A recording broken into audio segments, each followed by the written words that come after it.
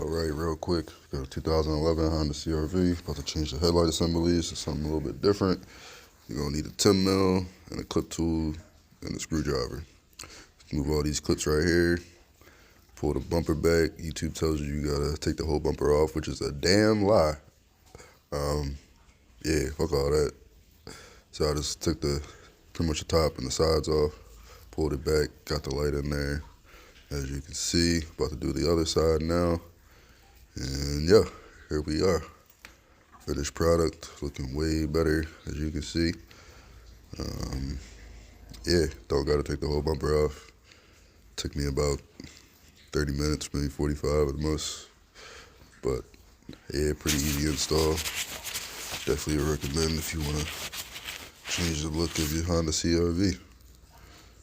And yeah, those old ones right here. Bullshits. Yeah, that black housing look way better. Thanks.